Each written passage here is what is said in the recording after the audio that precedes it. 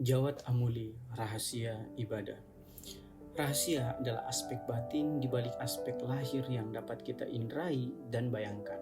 Semua hal ada rahasianya, termasuk ibadah. Menyingkap rahasia ibadah adalah sebuah kemestian bagi seorang hamba agar ibadahnya kepada Tuhannya dapat diterima. Adapun aspek batin atau rahasia dari ibadah, kata Jawad Amuli, adalah melihat Tuhan. Seperti yang disabdakan Rasul Shallallahu Alaihi Wasallam, beribadahlah kepada Allah seakan-akan kau melihatnya. Jika kau tak dapat melihatnya, sesungguhnya dia dapat melihatmu. Inilah yang kemudian disebut sebagai sikap ihsan. Salat adalah ibadah yang merupakan tiang agama. Tanpanya, maka bangunan ibadah tak dapat berdiri. Namun, tidak semua ibadah salat dapat menjadi tiang agama. Dalam Al-Quran ada pula pelaku salat yang dikecam, mulai dari salat yang tergesa-gesa, salat yang didirikan dengan rasa malas dan enggan, salat yang tidak khusyuk, hingga salat para pendusta agama yang menghardik fakir miskin dan tidak menyantuni anak yatim. Itulah salatnya orang munafik, yang merupakan salat secara lahiriah namun tidak secara batiniah. Pertanyaannya kemudian, apa aspek batin atau rahasia dari ibadah salat? Sebagaimana yang difirmankan Allah Subhanahu wa Ta'ala dalam surah Al-Ankabut ayat 45, sesungguhnya salat mencegah dari perbuatan keji dan mungkar. Salat yang tidak memperbaiki akhlak bukanlah salat batiniah.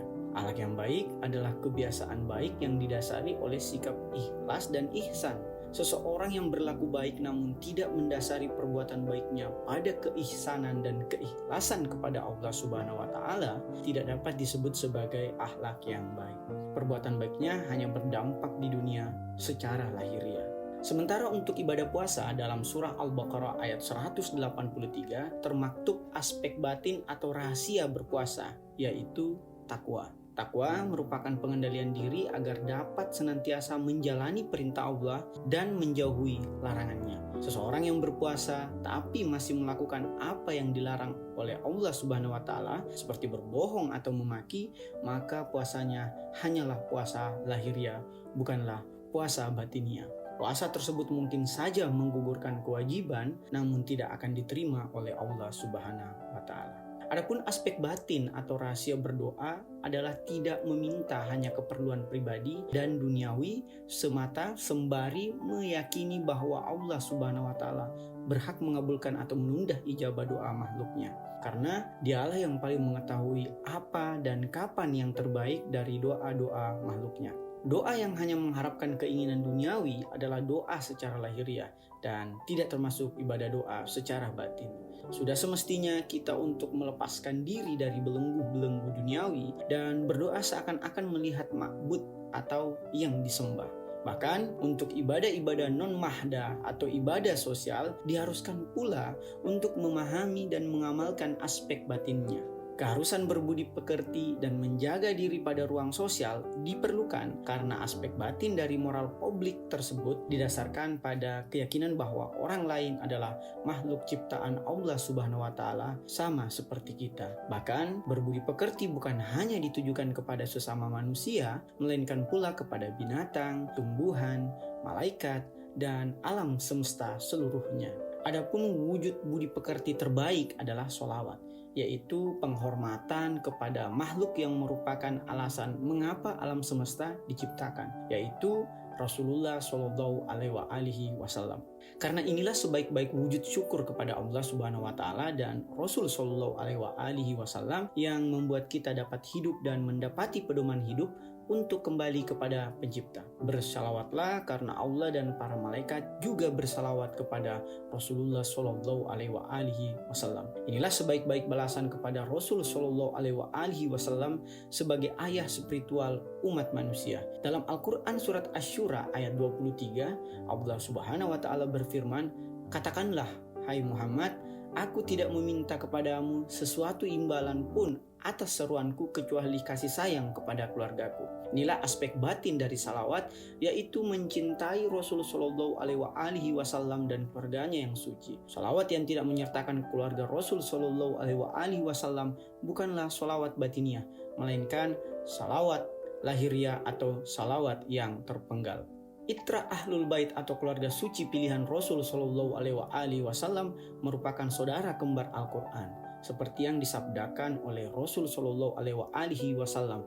Tinggalkan kalian dua perkara yang jika kalian berpegang kepada keduanya, maka kalian tidak akan tersesat selama-lamanya, yaitu Al-Quran dan Itrah Ahlul Baitku.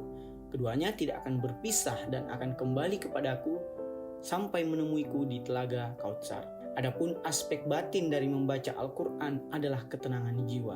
Dalam surah Al-Ra'd ayat 28, Allah Subhanahu wa Ta'ala berfirman, hanya dengan mengingat Allah, hati menjadi tenang.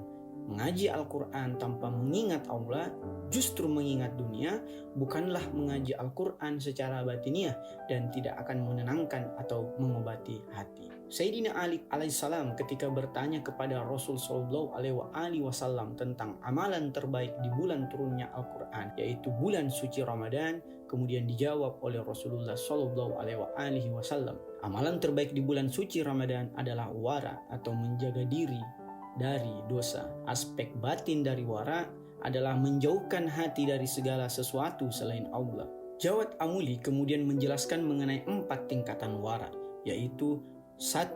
Waraknya orang bertobat, yaitu mereka yang meninggalkan perbuatan haram dan kembali kepada Allah. 2. Waraknya orang salih, yaitu mereka yang bukan hanya meninggalkan perbuatan haram, melainkan pula perbuatan syubhat atau diambang haram dan halal. 3. Waraknya orang bertakwa, yaitu mereka yang bukan hanya meninggalkan perbuatan haram, perbuatan syubhat, melainkan pula perbuatan halal yang dapat mengantarkan pada perbuatan syubhat. Dan yang terakhir atau yang keempat, waraknya orang siddiqin, yaitu mereka yang meninggalkan segala perbuatan kecuali perbuatan yang mengisi hatinya hanya kepada Allah Subhanahu wa Ta'ala. Seorang pelaku ibadah batin akan melihat dunia sebagai bangkai. Ia bukan hanya melihat rahasia mitsali dari setiap perbuatan, melainkan pula rahasia akliyah atau ukrawi perbuatan tersebut. Karena rahasia dunia adalah akhirat.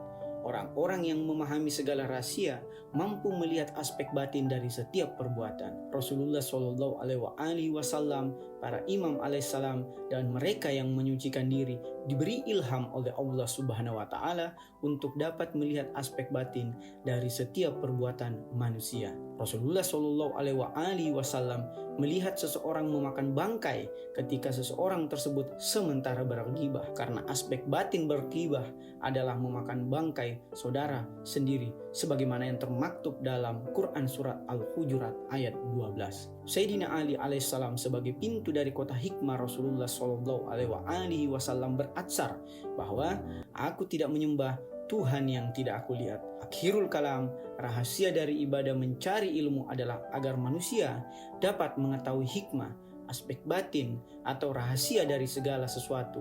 Rasulullah Shallallahu Alaihi Wasallam bersabda, aku adalah kota hikmah dan Ali adalah pintunya.